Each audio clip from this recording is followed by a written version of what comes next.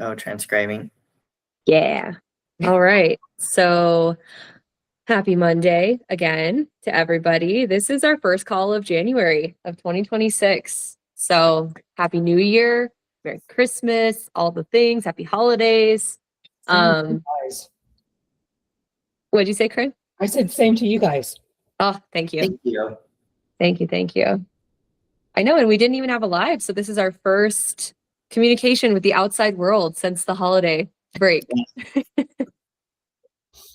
But today, I mean, well, I guess I'll start with this month. I wanted to give people like tips, things that are actionable, things you can do to help you stay on track in the first month of the year, because everybody's all hyped up on New Year's resolutions and motivation might be high, and you've got text messages with your friends being like, look, I went to the gym today, and you're sharing, and all of that is amazing, and I want it to keep going. So hopefully these calls the next 3 weeks will help carry that momentum, the New Year's momentum, into February, and you'll learn a couple things. And if you guys have anything you want to add during the call, feel free to chime in. You can either just unmute and chat or raise your hand. Anything works. So today we're going to talk about how to turn regular recipes into macro-friendly meals. If you have ever looked up recipes online and made them and then tried to track it in a food logging app, you may have been a little bit disappointed with what you found. I know I have been. So today we'll talk a little bit about like things to look for, substitutions that you can make, just methods that I know I use all the time for myself and my clients, and then anything that Shalise you want to add as well. So we'll get into it. And you guys too, chime in if you have substitutions and stuff that you guys have done. So don't be afraid to speak up. We are not the only experts in this room. Yeah. Collaboration day. Okay, so recipes online, they've gotten a lot better in the last couple of years. There's better ingredients. There's a lot more protein-focused recipes that don't go overboard with fat or carbs. But even with that, a lot of the recipes still mainly focus on calories, which isn't inherently bad, but it can get you into some trouble if you're not really paying attention to where those calories are coming from. So which macros make up those calories, and the serving sizes. So when you are making a recipe or you're picking a recipe online, how should you be thinking about calories? I like to think about them when it comes to like a serving size. So usually a recipe that has nutrition information in it will tell you what the calories are or the macros are per serving. So step one, pay attention to the number of servings in the recipe. And I won't like shout out any names because there's so many recipe websites now and blogs, but it's really easy to just add servings to a recipe to make the calorie count lower, and the recipe isn't any better or worse for your goals. So a recipe will have a certain number of servings, certain number of calories per serving, but you have to ask yourself if the serving of that recipe is a realistic serving size for you. So if we just use pizza as an example, because it's an easy visual, if you cut a pizza into 12 slices, each slice may only have like, let's say 200 calories, right? But are you only going to eat one slice of pizza? Like, no, you're going to have at least 3. And so then all of a sudden this recipe that was like, wow, one serving is 200 calories. It's like, it's actually 600 because you're eating 3 of those servings. So even if the recipe is a healthy choice, and it has low calories, that doesn't necessarily mean that the food is naturally low calorie. It could just mean that a small portion was measured. So volume does matter if you're going to be sticking to a diet. And unfortunately, this is something like the serving size measurement is something you kind of have to cook the recipe to be able to know if it's the right serving size. But that's just something to keep in mind, that it is important. So don't just go hunting for low calorie recipes. Also, once you make it, pay attention to the serving size and be like, am I realistically only eating 1 serving of this recipe? Or is it not for me? Shalise, do you want to add anything? Nope, you're on a good roll. Okay. So that kind of like brings me to my next point, which is that like while we're talking about serving size, healthy recipes are great, but they still have calories. We've talked about this a couple times before. So even if all the ingredients are really good in a recipe, it says healthy like 50,000 times in the blog post that you read, and it took you 5 minutes to get to the actual recipe. With all those things, it's still the calories count. So you need to be measuring your serving size.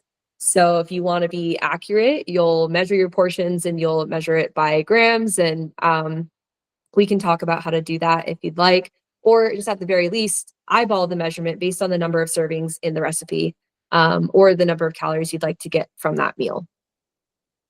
So Shalise, do you often have clients asking you about like, hey, I want to make this recipe. How do I get this into my FitnessPal or my food tracker? Is that a common question? Or Honestly, right now with ChatGPT, everybody is putting it in ChatGPT and having it figure it out for them. So that's where a lot of people are like, hey, so I did my whole recipe and then I just had ChatGPT figure out what one serving was for me. It's like, okay, cool. Yeah. I'm glad that works. So yeah. Okay. Well, Yeah. cool. I shout out ChatGPT in here later on in the call too. Just being able to use it to say like, hey, what ingredients in this list can be substituted for, you know, whatever. Like you can use it for those kinds of things. Have you found that your clients are saying that they just paste the link to the recipe within ChatGPT and it's able to read from the link, or are they copying and pasting the ingredient lists and then putting it in? Do you know? I have no idea. That's a great question. Okay. Yeah. I guess it probably depends, but I'm sure you could try either one, but Yeah. one of them is much faster. So, And I would still just confirm and make sure, just double check, because ChatGPT has been wrong about so many things and so many simple things. So be very careful. definitely. We had a comment come in, who eats pizza by the slice? I don't know. I think you just fold the whole thing in half and eat it like a giant taco. So I'll keep the chat up so I can see it. All right. So serving size, actually measuring your servings, not just making a healthy recipe and then eating as much of it as you want. That's not going to help you get to your goals either. So then kind of like a side conversation is, if you are currently not working with a coach who's given you calories or macros to hit, how many calories per serving should you be getting? I mean, one easy way to do it is figure out, whether you use a calorie calculator or you talk to a coach and they give you an amount, figure out like how many meals you're going to be eating. So let's just say 3 meals and a snack. That's usually what I do for people who are on a meal plan. If you are totaling up to like 1,800 calories and you're just eating 3 meals, each meal would be 600 calories. So that's the wiggle room you have. If you did like 3 meals and a snack, you could do 500 calorie meals and a 300 calorie snack, which is a very generous snack. It's another small meal. Yeah, so snack, small meal, whatever you want to call it. But that's an easy way to do it. And once you start tracking your macros and eating mostly whole foods, you will probably be surprised by how much food you can fit into 500 calories, how much volume, and how many delicious things, and also how much steak you can fit into 500 calories if you really wanted to just hit your protein. On the other hand, this is not easy to do if you eat out at all. So if you go to a restaurant that has the nutrition facts posted and you try to look for items on the menu that are under 500 calories, it is way harder than it should be, especially with, I mean, for the majority of like women who probably have sedentary lifestyles or jobs where they're sitting down most of the time, 1,800 calories is a pretty generous maintenance calorie amount for someone like that. So this is, we're just using that as a general, I think that's a good goal maintenance calorie for a lot of people to build up the lifestyle and the amount of muscle that you would want to be able to maintain that. But 500 calories per meal might be too much for you. And that can be a big change, especially if you're someone who's used to like, maybe you have 2 meals a day right now, which is like pretty common for a lot of people who are just getting into eating healthier. You eat 2 big meals a day, you're going to be cutting those in maybe a third, like a half or a third your meal size if you're going to switch to eating like 3 meals a day. And then also just dropping your caloric intake to promote that loss. So, Shlace, Taylor. any thoughts? I was thinking of something and I totally lost it because I was just kind of listening to what you were saying and lost my train of thought. It had something to do with the meal partitioning like that. Yeah, like number of calories per meal. Yeah, but it was something to like, just really quick, like dispelling the myth that you have to eat like 5 or 6 meals a day kind of thing too. Like that is absolute nonsense. The reason why a lot of people do that is because like what you were talking about was like those meals end up being so big, especially when we're trying to get in, 150 grams of protein. I mean, that's a lot in 2 meals. Like that's gonna be a ton of protein in 2 meals. So that's why we kind of like she said, break that into smaller meals throughout the day. And it's not because you have to eat 4 to 6 meals a day. You don't have to. It's just breaking it up so it's easier to consume and easier to digest. So that's what we're doing. Mm-hmm. Yeah, go ahead. Unmute. You talking Chicken to me? parm. Yeah. Yeah, it's Jimmy, by the way. Okay, Jimmy. Sorry. Yeah. No, when I go out to eat, I don't sweat what's on the menu. For instance, chicken parm, it's easy, right? Being in the business a long time ago, we know that it's a 4-ounce piece of chicken smashed out. It's a 4-ounce piece of chicken. I don't care what you do with it. It's still a 4-ounce piece of chicken.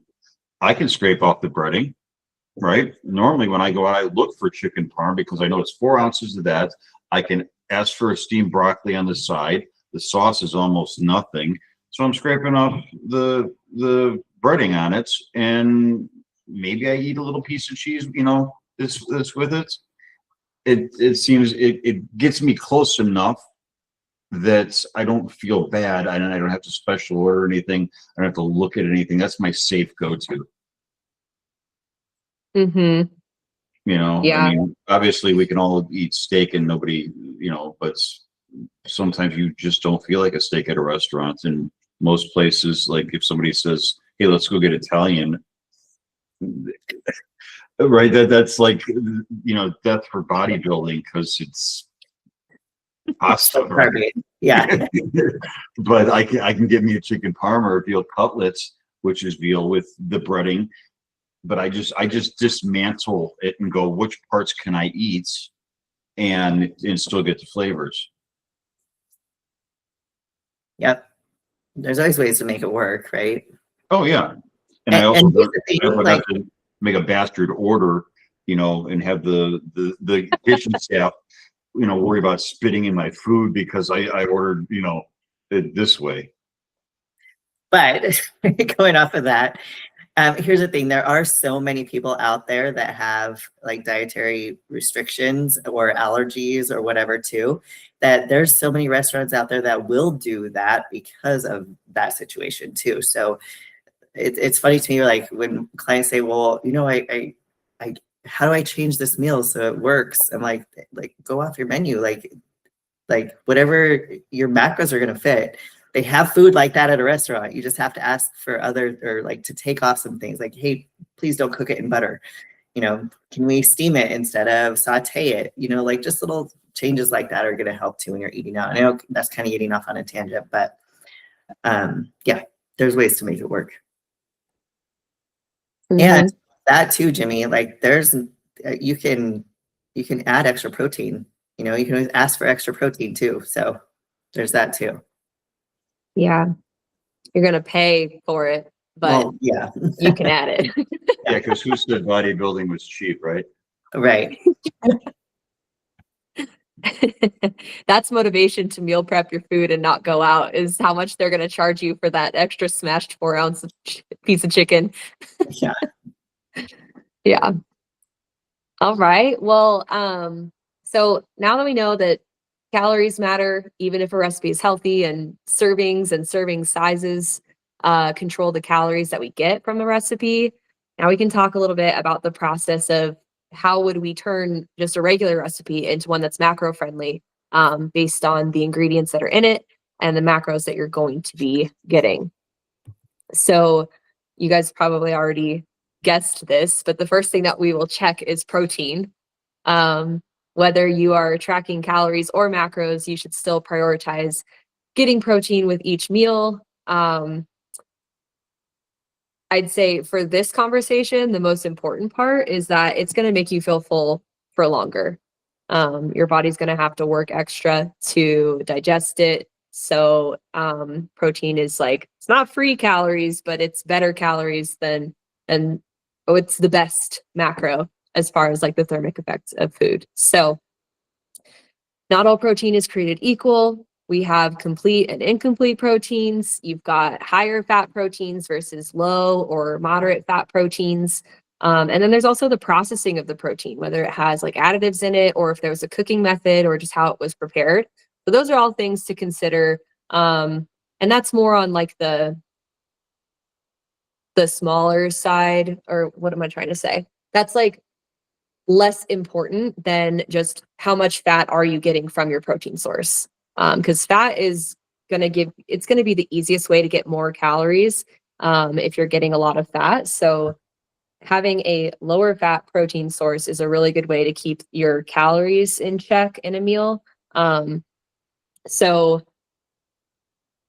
but that doesn't always mean that you have to be eating chicken breast. So like if the recipe that you're working with uses a high fat meat, scan the ingredient list, check if there are any other ingredients that would add fat to the meal. And then, I mean, we live in the future. So like we mentioned before, ChatGPT, you can put the ingredient list into ChatGPT if you need help with it, and say like, using reliable sources for nutritional data, identify which of these ingredients would add fat to a recipe, and then like paste the ingredients. And ChatGPT will tell you. And if you don't already know it off the top of your head, you'll be able to say like, okay, so if I want this high fat meat in this recipe, maybe I can cut down on these other things. Like, for example, I see this all the time, so I'm going to use it. A salad. There's this like salad recipe that has steak on it, like a flank steak, or let's say it's ribeye. It's a fancy salad.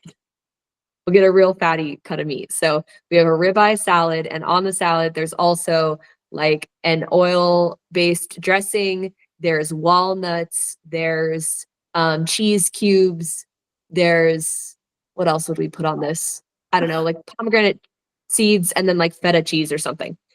So already I listed like 5 of the 6 ingredients or whatever are fat sources. So you can keep your high fat meat, but it's going to come at a cost of decreasing those other yummy bits that you're going to put on your salad. Or if you prefer the yummy bits over the steak, then you can make it like a chicken breast or a sirloin salad with all of the yummy other fat sources on there. So you can play around with recipes in that way, just mixing up the fat sources. I think that's the most common thing that I see is when there is a healthy recipe that claims to be like protein packed. It's like 15 grams of protein and 20 grams of fat. And if you are tracking your macros, you know that that's not going to help you hit your macros at the end of the day. That's just going to set you behind, and you're going to have to eat egg whites for dessert. So Been there. Had to do that before. I think we've all been there where we're like Googling how to make egg white pancake taste good. Yep. Guilty. Mhm. Yeah. Oh, yeah. I have there were some good ones and some bad ones. So, oh, there's a dog right here. Let's see. Whipped with sugar sub. Oh, like like putting stevia or flavoring in it and then whipping it. Yeah, you can make a meringue very, very easily. Whoa. Okay, I've never seen that done. Is there It's an egg evidence of white. you eating this? It's an egg white. How do you make a meringue, right? Yeah. Wow. With egg white, with sugar. Okay. Okay, so sell out the sugar. That's Boom. pretty amazing. There you go. I'm gonna have to try that. And it adds volume because you whip the egg. Yeah. Yeah. Shalise, what's your favorite egg white recipe? We have meringue. Well, yeah, now it's the meringue. Yeah. Honestly, whenever I had something like that, I would always do like egg white, like a usually I always ended up with a lot of carbs left over as well. It was just my fats that I was really over on. So it would always be like fried rice with egg whites in it. Ooh, Is yes. what I do. So because it's super, super easy. So Or like the Alexia sweet potato fries, I'll do that with egg whites on top of them. Oh my gosh. Good. So good. just to jump back in here, just real quickly, right? If, for instance, we had egg whites and we meringued them and didn't add sugar to them, right? And we folded protein powder of whatever flavor that we wanted in there, or added orange extract or vanilla extract to that with the protein powder, we would have a pretty awesome dessert if it was like chilled really deeply, right? How much of that could you eat? What do you How mean much? Yeah. It depends how good it tastes. Yeah, right. Well, I don't know. Does anybody think that they're going to do that? I'll probably just do the egg whites. I don't know about adding a protein powder. Just 'cause, well, I can't have whey protein powder, and those are the ones that actually taste good. So Try the extracts. Try vanilla, orange extracts. yeah, like Yeah, cinnamon too. cinnamon on top of it, and then do like the brulee. Yeah. Yeah. Or even like Shalise, did you ever do any like sugar-free Jello mix stuff? All the Yeah. time. Uh-huh. Yeah. I do that a lot with Greek yogurt. Mm-hmm. A lot. But I never thought about flavoring my egg whites. So, but I want to try this now. Now I'm very interested in this. Because you're thinking about them as an egg white rather than a Right. protein that can get built up into something else. Yeah. Which makes sense because I remember it was egg whites and protein powder for frosting on protein cupcakes and muffins. Oh, that's Yeah, awesome. yeah. How cool. So it's been a while since I've done that, but yeah. See, thanks for those reminders, Jimmy. These are good. These are the real tips. I've been, at this point now I'll turn off my camera and shut up for a minute. No, don't. This is No. great. Great The idea. more the merrier. I love it. Okay, well, we can keep dreaming about our egg white meringue. And egg white is an excellent example of something that is very, very low in fat. Actually, like non-existent. So segue into substitutions that we can make, common substitutions at least, for items that are high fat. And please, I'm not trying to say that fat is bad. It is not bad. It's necessary. But that is the thing that is most commonly overdone in a lot of these recipes, because it's like creamy ravioli sauce with double cheese. Like that's the stuff people want. That's the stuff you see on Pinterest and you're like, pin, I want that in my body now. Like when it's cheesy, it's gooey, it's milky, like that's the good stuff. And that also has a lot of fat in it. So if a recipe has like a stringy piece of cheese in the in the photo, you better know I'm going to be subbing something. But Well, and then just that's what I reduce. do when I get like new clients is like, well, I eat really healthy, and then I look at their plan and it's avocado toast. I'm like, okay, yes, it's healthy, sure, but that's a lot of fat. Yeah. So again, it's all about the macros and going back to the macros. Mm-hmm. Yep. So like reduced or low fat versions of anything are really, really easy to sub. Coconut milk has low fat versions, or reduced fat. Regular milk, if you're doing whole milk, is going to have a significantly more fat than if you did like a 1% or a 2%. Cheese even has some reduced fat options, sour cream. If a recipe calls for heavy cream, I like to sub Greek yogurt and milk. You can like just Google what the ratio is to be able to mix it, but you can use any fat percentage. So you could do like non-fat Greek yogurt and non-fat milk and sub that in for heavy cream, and you're still going to get that creamy, like thick texture. It's just not going to have the same amount of calories. And yeah, you'll notice a slight difference in taste because it's not going to have like so much fat in it. That does change the flavor for sure. But over time, as you start making those subs, it does like your palate will change. You're not going to be craving this super fatty stuff anymore. And you'll still be reaching your goals while eating things that are still like cozy and comfy. I know we're like in the dead of winter right now. There's been snow on the ground in Reno for about 4, maybe 5 days at this point. It's been chilly. And like, oh, chili. I was actually thinking about making chili because it's like a comfort food. But you can do comfort foods without all of the fat. What else? Greek yogurt can also be subbed for sour cream if you really want to go hardcore. Oil and butter, I usually don't substitute for those, but I do decrease the amounts. Like just only use what you need. A lot of times when there's like a marinade for meats, or they say like, oh, put this amount of oil in the rice. It's like you can probably cut it in half and it'll be just as good. For some reason that is really overused in a lot of recipes. So before we move on to carbs, is there anything you guys want to say about fat and proteins?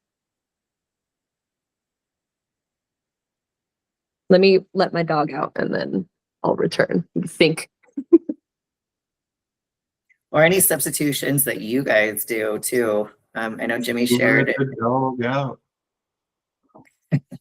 Taylor did. We just got our answer. Who let the dog out? All right, dog is out. Sorry. Okay, well then for carbs, things that you can ask yourself, are these carbs providing you with fiber? Are they providing you with volume? Are they minimally processed? All those things will help keep you full and give you more bang for your buck in a recipe. So that is nice and good, but I also think it's the most important to just identify the carb sources that you personally like to eat a lot of in one meal. Like what carbs are your weakness if you have one, right? So like for me personally, I'm not big on traditional wheat pasta. So when someone invites me to an Italian restaurant, I'm just bummed because I'm like, oh, I got to eat pasta now. So I get bored and full pretty quickly with when it comes to pasta, but rice noodles or potatoes, like those are big weaknesses of mine, especially mashed potatoes. So like if I am looking at a recipe and it has mashed potatoes in it, and that's why I'm eating it, it's probably like I need to have a lot of potatoes available. So I'll cut out all the other carb sources and just make it potatoes. Like if that's something I can do for the recipe. So just knowing the things that you like to eat a lot of and then work it in so that you can eat a lot of it with the recipe.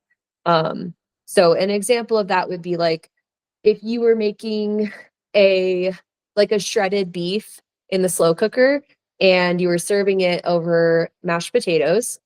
And then there was also like, oh, you can roast corn and carrots and have that as a side. It's like I would just forget the corn and carrots, I am just having potatoes and meat for that meal. I'll get my fruits and veggies, all of that in another meal. But just knowing the things that you like to eat and allowing yourself to do that. And then maybe sometimes cooking stuff where it is self-limiting, like the pasta example that I gave, where you can mix in a little bit more variety with your carbs. So yeah, I don't really have anything else on carbs besides just going for like mixing it up. Don't just eat white rice. Don't just eat sourdough bread. Don't just eat potatoes. There's so many different kinds of carbs. And they'll give you all different micronutrients. They'll mix up your fiber sources so you can get a nice balance of soluble and insoluble fiber. It's good for you. So don't neglect the quality of your carbs.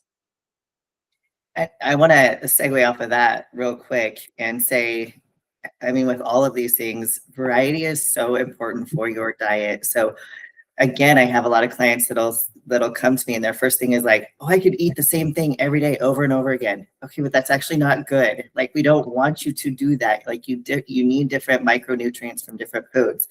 So I always tell my clients that, like, okay, so this week, I just had a conversation with somebody actually. This week you have bananas. That's great. Maybe next time you go to the store to replace them with a totally different fruit. So you're getting different variety, or buy 2 fruits, have them there, add in variety, and then, next time switch them out or whatever. But you don't have to eat the same thing like, just because rice and potatoes are on there doesn't mean you have to have rice every single time. Like, switch it up. Like, you need the different micronutrients from different foods. And one other thing on this, and I think I've said this before on many lives or many of our Wednesday our lives, and on this is, I just totally lost my train of thought. Damn it. What was I going to say? What do I always say all the time? Eating the same thing all the time. Not just eating meat and potatoes, greens, supplements. I don't know. I just totally lost where I was going with that. And I did it again. I do that so often. I don't know what I was going to say. It'll come to me later. Okay. It was rice versus potatoes versus bananas versus No. bananas. Shucks. 2 words. First word. Yeah. I don't remember. I'll come up with it later. Sorry. Okay. That's fine. Please. Next time you interrupt me if there's something that comes on your mind. Let's get it out there. Okay. So, let's do this. I'm going to share my screen. We'll look at some examples together just because I want to show you guys what's out there in the real world. What are you going to encounter when you leave this call?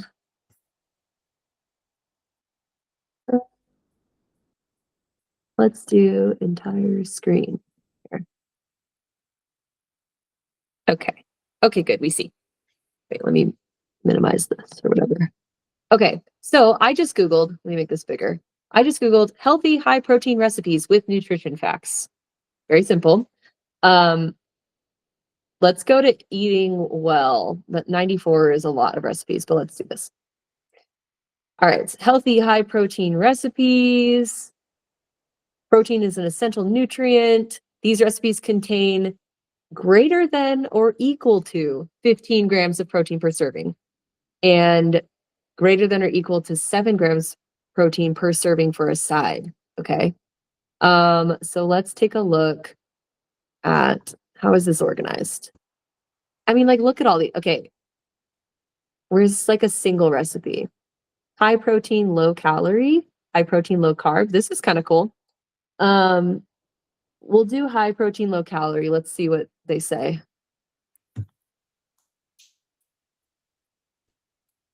High protein cucumber sandwich. I'm skeptical about this, but we'll take a look. Okay. Where does it have our nutrition facts? Nutrition information, size 1 sandwich, calories 310, fat 5 grams, carbs 46 grams, protein 20 grams. That's actually not bad for a sandwich. What are we putting on it? Cottage cheese. That is one we didn't mention that is a cheat code for sure. Cottage cheese is Yes. really good. Oh my gosh, all these ads. Get out of here. Miso, soy sauce, vinegar. Okay, so seasoning and stuff. And look at all that too. Like that's what's cool about looking at recipes is that you get a lot of things that are pretty negligible when like if you are not in prep. There's a lot of stuff in here that adds flavor that doesn't add a ton of calories that's going to make this meal like more than just slapping turkey on a piece of bread, you know? So you can enjoy your food and you can experiment with different sauces and things like scallions, which will make your life way, way better. It does require a little bit more effort, but I think it's totally worth it. Let's go to an actual like dinner recipe though. Chicken and spinach skillet pasta with lemon and parmesan. Oh, okay. Something with a cream sauce, because this looks like something you would pin. It's got a good photo. Okay. So we've got, jump to nutrition facts. 324 calories, 19 grams of fat, 8 grams of carbs, 25 grams of protein. So yeah, this is a good example of kind of what I was talking about here. They keep the calories low, but they are giving you a lot of fat. And for my clients, I try to tell them like, try to get at least double the amount of protein as fat in a meal, because that will likely mimic the macros that they're set up to eat. It also just mimics the natural calories that are in protein and fat. So in this recipe, one way we could keep the amount of fat, but just increase the protein and then increase the calories, just increase the amount of meat, like 1 pound. Who's cooking 1 pound of chicken? You got to cook at least like 3 pounds of chicken if you want to have leftovers. Okay. So you can just increase the chicken and then keep the sauce the way it is. Like if you like the sauce, keep the sauce, just eat the chicken with less sauce, eat just enough sauce to be able to consume all the chicken. This does have half cup of heavy cream. So that's something that you could sub out. And then there's also the like +1 tablespoon of oil from the jar of sun-dried tomatoes. Maybe you just don't add the extra tablespoon of oil. Like even that will cut down on the fat by a decent amount, depending on how much you're making. So little subs that you can make. Let's see, let's go to a different website. Go back to our skinny taste. Oh wait, 20 lazy girl high protein recipes. Give it to me. Let's go. All right. High protein sausage lentil soup. Yeah. Something with a fatty meat like sausage. Let's check it out. And I love a soup. I do. Okay. We've got calories. So how many servings are in this? They say 14. How big is this soup? Okay, 14 servings of this soup. 514 calories, 44 grams of carbs, 42 grams of protein, 20 grams of fat. This is not bad. I personally, like for a meal that I would want, I'd lower the fat just slightly because depending on how much fat you have, that could be a decent portion of it. But it's got sausage, it's got ham, 2 tablespoons of olive oil. That's something you could probably cut down on because it's literally just to cook the stuff. Like pretty sure the sausage will let off enough fat for you to cook your onions, celery, and carrots. But hey, you can also add a little bit of water to help them cook and soften up instead of the olive oil. What else is in here? Chicken stock. You could use bone broth instead of a chicken stock. That'll add protein without adding any additional like carbs or fat. Taylor, could I chip in really quick? Yes. One other thing to think about too is, so there's a lot of different ground beefs out there, or ground chickens, or ground turkeys that have different fat content too. So depending on where you're at there, like you can get a 96.4 beef, or you can get your 85.15. Yes, the taste is going to be very different, but you're still getting the same amount of beef, just with different fat content. So there's a lot of clients that don't even know that. They're like, oh, I didn't even know 96.4 existed. And depending on what stores you go to, sometimes it doesn't either. So, I mean, just doing that, like those kind of swaps too, like turkey's the same way. The turkey at Costco that you can buy is higher fat, but if you go somewhere else, you can find the 99%. So if, your fats are low, like doing swaps like that are super beneficial too. You're still getting beef or still getting turkey, you're just getting a leaner portion of it. Yeah. Leaner. And if you're tracking that in your app, like your food logging app, make sure that you are using an entry that does state the correct fat content, because the protein and fat content by weight will be different for each percentage that you're using. Look, how cute. This recipe even says you can sub it for chicken bone broth to make it a higher protein recipe. Look at that. Cool. Yeah, this adds like beans, lentils, so you're getting a little bit of protein from some of the carb sources too. So good stuff. Cool. I like it. See, what did I say? There's some good ones, there's some bad ones, but they're improving for sure. I actually really like the look of a lot of these recipes. A Greek chicken and rice bowl, tuna and bean salad. Tuna is kind of a cheat code. All right. Well, I think this is actually a cool website. I'll leave that one up. I was like, they got me on the lazy girl, but they're actually pretty good. Okay. Last one. We'll check out what Weight Watchers is telling us these days. I love all of our faces are very skeptical. Yeah. Yes. Korean brisket tacos. How about that? Let's see. Do we have nutrition facts or no? Points. Oh, does it actually tell? Boo. Okay. I thought they would still post it. Easy, high protein, low calorie meals for weight loss, the flexible dieting lifestyle. Sounds legit. Chicken tenders and fries. Pizza. Okay. What are we going to do here? Do we want to do loaded garlic Parmesan sweet potatoes? This one's calling to me. Look at that. Pretty good. How do they get these nice looking macros and under 500 calories too? And it's a quarter of the pan. That looks like a decent amount.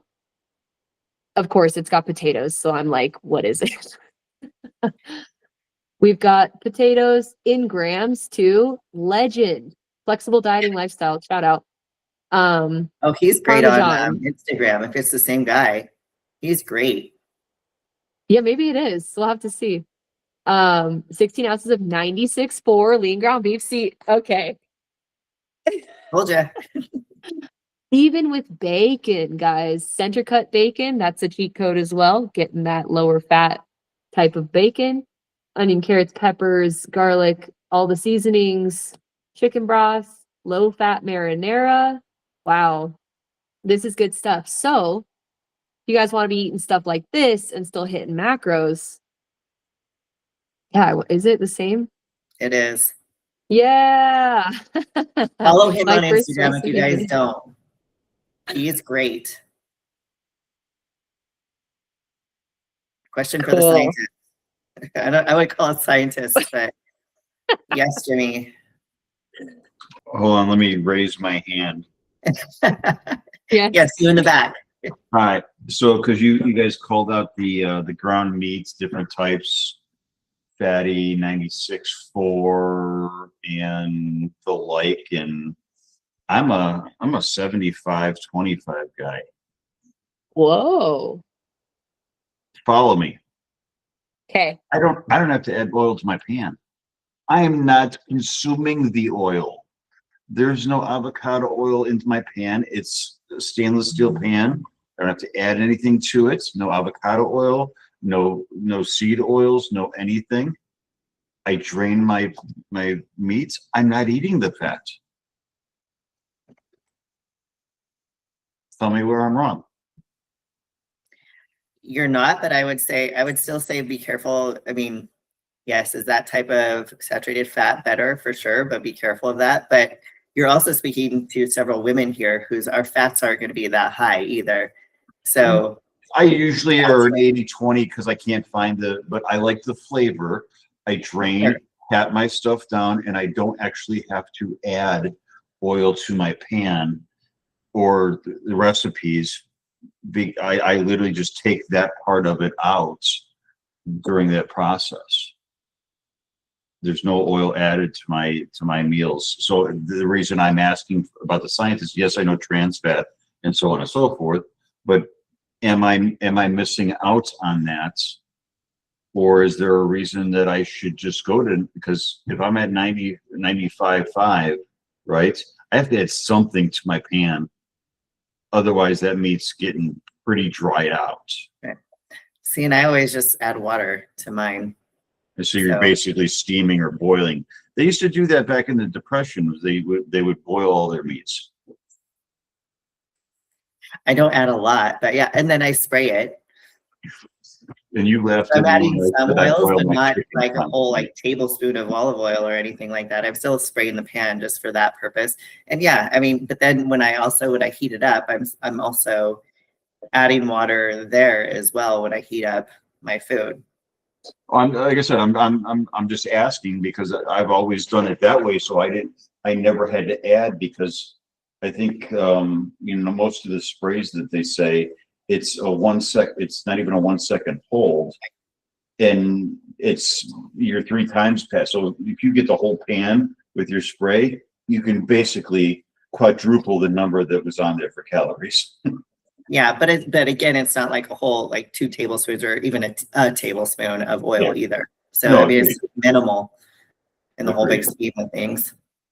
Like I I said, mean, yes, it's not calorie free, and it's definitely not fat free like it says it is, for sure. well, of course, yeah. I've always just done it that way because it just makes life easier for me. I get the flavor. I don't have to add anything, and then I'm a guy, so I don't want to burn anything. I know it's we're not all the great cooks. I am I definitely think- not a cook by any means. I think the But I first still thing boil people my need to chicken. buy. Hmm? Oh, sorry, go ahead. I still boil my chicken. Oh, Oh. gross. No. Yeah. That's Honestly, terrible. I boil it. I don't ever have to think about it becoming dried chicken, because we've all had that dry chicken, right? The third day, it's horrible, right? I know my chicken's cooked. There's only water there. I'm going to add some kind of sauce to it anyway, or seasoning to it anyway. I would rather boil, 8 chicken breasts and never have them dried out. We need to get you a smoker. Yes. I have one. Oh, I absolutely have one. I have a really good one too. it's crying every time you boil your chicken. No, it's not. Yes. No. Because I smoke cream cheese. That's a cheat code, by the way. You smoke what? Cream cheese. Whoa. Yes, That is not a low fat recipe. it is. It is Is it? because all I'm doing is putting it in I have a special skillet that fits the cream cheese perfectly. The zero fats cream cheese. There's a 0 fat cream cheese? I'm Dang. sorry, 1%. Yes, there is. Okay. Yes. It is. It's everywhere in the stores. It's not the Philadelphia. It's they actually don't call it cream cheese. I'm looking it up now. You eating? It's right there. You've seen it. It begins with an N, and I can't think of the name of it. Michelle. Is it one of those, Jimmy? Like, I don't know. No, I'm looking up now. I know I can. Doug's out of jury duty. There it is. Hold Hold on a second. Can you, let's see, can we see what that is right there? Oh yeah, that's what he was saying. That's what Is you were that what saying. it right is? there. Yeah. Yeah, it's literally like 1 or 2% fat. Yeah. And I smoke that with my own pita chips. Wow. Yeah, it's next level. Sounds awesome. I think for your next And I don't- together, Jimmy needs to cater it based on what he said so far. Right. I No think so. chicken. I think you're right, Doug. Yeah, it's yeah. Doug, was it guilty? I don't know. I ended up getting dismissed finally. That's good. I'll just say this. I'm like, my brain is in another spot. It was a horrific case. Thank God I was able to.